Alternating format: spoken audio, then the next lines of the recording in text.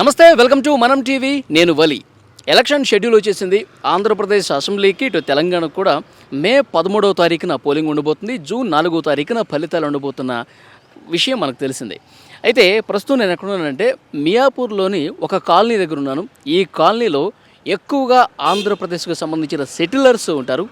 ఇప్పుడు ఆంధ్రప్రదేశ్లో ఎలక్షన్స్ వస్తున్న నేపథ్యంలో ఆంధ్రప్రదేశ్లో 5 సంవత్సరాల జగన్ గారి పాలన ఈ విధంగా ఉంది.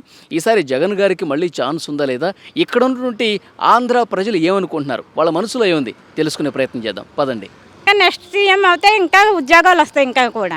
మళ్ళీ జగన్మోహన్ రెడ్డి గారి అధికారంలోకి రావాలని మనసా వచ కోరుకుంటాను నేను. ఈసారి కంపల్సరీ చంద్రబాబు నాయుడు వచ్చి ఆయనకు ఒక 10 సంవత్సరాల అవకాశం ఇస్తే మంచిగా ఉంటుందనేసి మేము అనుకుంటున్నామండి. అది ఉద్యోగాలు కానీ లేకపోతే వ్యవసాయం కానీ ఏం గిట్టుబాటు కాక ఇటు హైదరాబాద్ అటు బెంగళూరు అటు మద్రాసు వలస వెళ్ళిపోయారు. ఇప్పటికే ఒక 90 సీట్స్ ఎడ్జ్లో ఫామ్ అవుద్దని నేను అనుకుంటాను. సార్, మీ పేరు?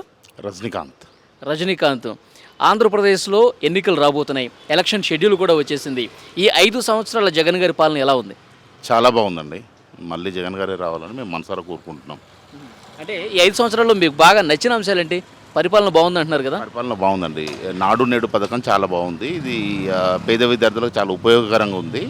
మళ్ళీ జగన్మోహన్ రెడ్డి గారే అధికారంలోకి రావాలని మనసా వచ కోరుకుంటాను నేను. అంటే స్కూళ్ళు బాగా చేశారని. అవును.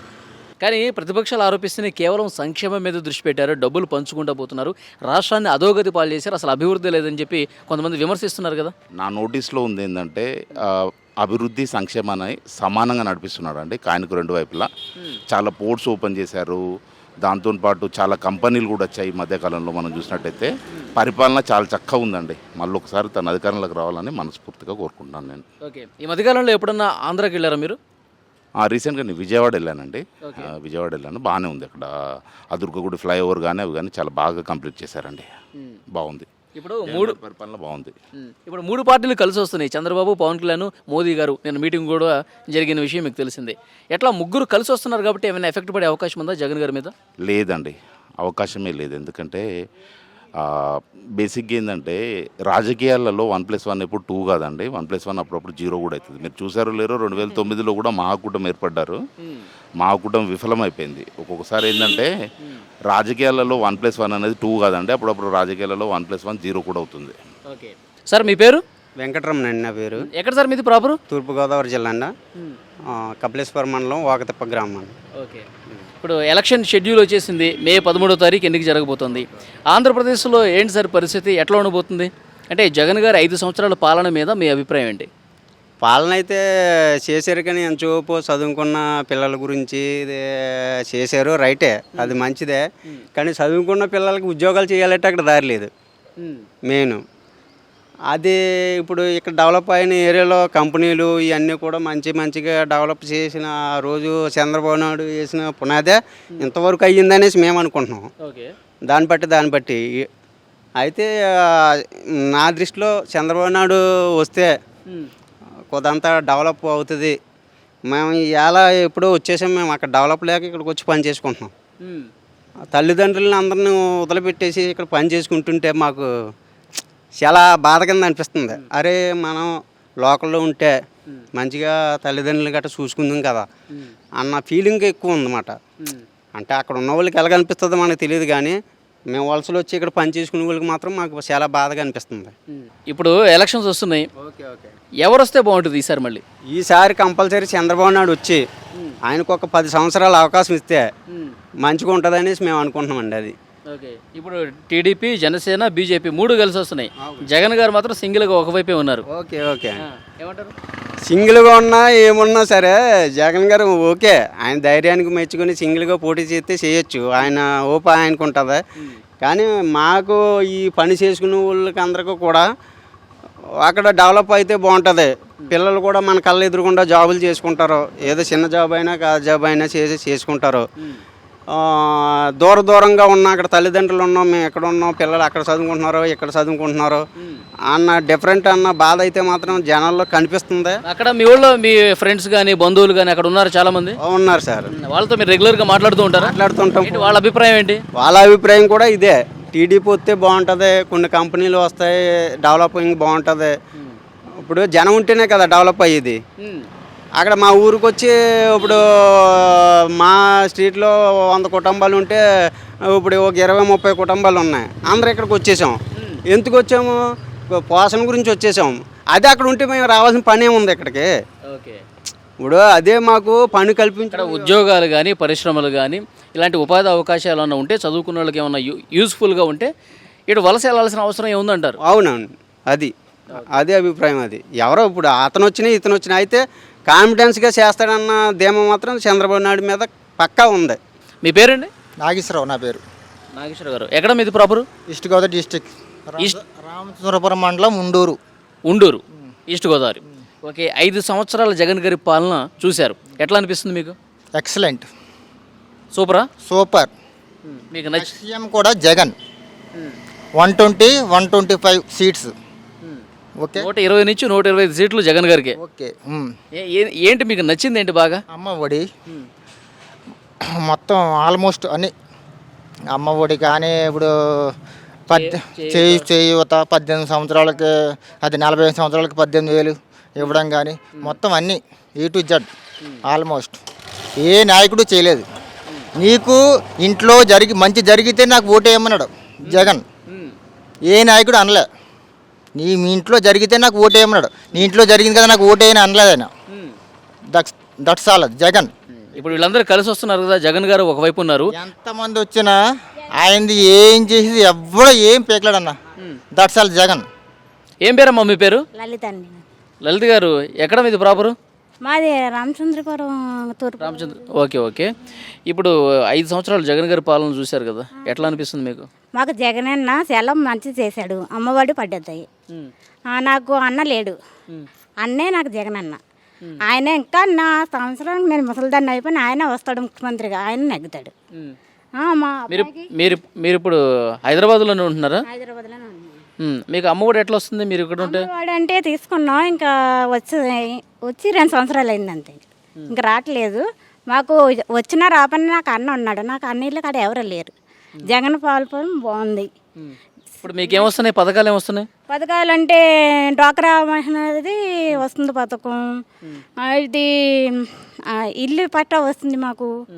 మొన్న వీటికి వచ్చింది. మా అబ్బాయికి 2 సంవత్సరాలు పడ్డాయి. ఇంకా ఇక్కడ తీసుకొచ్చేసాను కాబట్టి మాకు అన్నీ మేలు జరుగుతున్నాయి. ఇంకా ఈ నెక్స్ట్ సీఎం కూడా జగన్ అన్నే వస్తారు. అంటే చాలా మంది యూత్ చెప్తున్నారు చదువుకున్న వాళ్ళకి అసలు ఉద్యోగాలు రావట్లేదు. రావట్లేదన్నా, వాళ్ళే ఇప్పుడు ఉద్యోగాలు చేస్తున్నారు కదా. ఇంకా నెక్స్ట్ సీఎం అయితే ఇంకా ఉద్యోగాలు వస్తాయి ఇంకా కూడా. ఇప్పుడు ఇంకా ఉద్యోగాలు చేసే వాళ్ళు ఉన్నారు, బోలు మంది ఉన్నారు. చంద్రబాబు నాయుడు చేసినప్పుడు ఇంటికి వెళ్ళి ఏదో ఎండలో నించబడి ఆ పింఛని గురించి అని రేషన్ గురించి అని రేపు రండి ఎల్లుండి రండి అని ఏదో చెప్పుకొచ్చేవారు. ఇప్పుడు అదేం లేదు. ఇంటికి వచ్చి మరీ ఇస్తున్నారు, రేషన్ ఇస్తున్నారు, ఇంటికి తీసుకెళ్ళి పింఛని ఇస్తున్నారు. జగన్ పరిపాలన బాగుంది. సార్ మీ పేరు? అనిల్ కుమార్.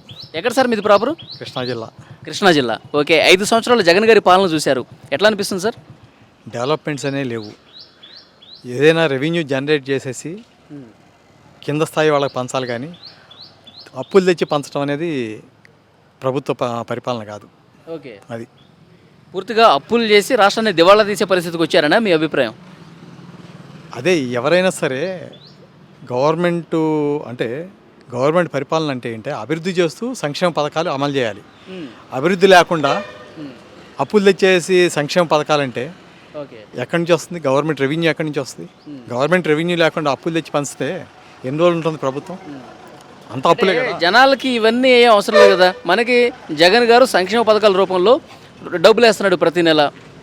అవును, ఎక్కడి నుంచి తెచ్చేస్తున్నాడు? రేపు మళ్ళీ తెచ్చిన అప్పులు ఎవరు తెచ్చాలి?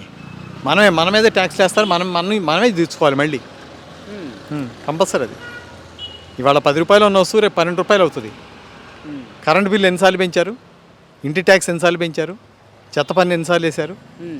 ఇవన్నీ కూడా ఎందుకు వస్తున్నాయి? మన సంక్షేమ పదం మనకు ఫ్రీగా అటు నుంచి వస్తుంది అనుకుంటున్నాం, కానీ ఇటు నుంచి మనం ఏం కోల్పోతున్నామో చూసుకోవట్లేదు. సార్ ఈసారి ఎలక్షన్స్ ఏ విధంగా ఉండబోతున్నాయి సార్? జగన్ గారు ఒకవైపు ఉన్నారు, టీడీపీ, జనసేన, బీజేపీ ముగ్గురు కలిసి వస్తూ ఉన్నారు. ఏంటి మీ ఒపీనియన్ ఏంటి? రాష్ట్రంలో ఎలక్షన్ పర్ఫెక్ట్గా జరిగితే ఇది ఇప్పుడు టీడీపీ గెలుస్తుంది. అరాజకంగా గెలిస్తే వైఎస్ఆర్సీపీకి ఛాన్సెస్ ఉంటాయి. అంటే జగన్ గారు అరాచకం చేసి గెలుస్తారు అనుకుంటున్నారా? గెలుస్తాడు, దాంట్లో డౌట్ ఏం లేదు. బ్రదర్ మీ పేరు? యాదగిరి తలగాపు. యాదగిరి. ఎక్కడ మీది? మా ప్రాపర్ శ్రీకాకుళం టెక్కలి మండలం. నేను ప్రెసెంట్ ఇక్కడ సాఫ్ట్వేర్ ఎంప్లాయ్ కొండాపూర్లో ఉంటాను. ఓకే. ఇప్పుడు 5 సంవత్సరాలు జగన్ గారి పాలన ఎలా అనిపిస్తుంది మీకు?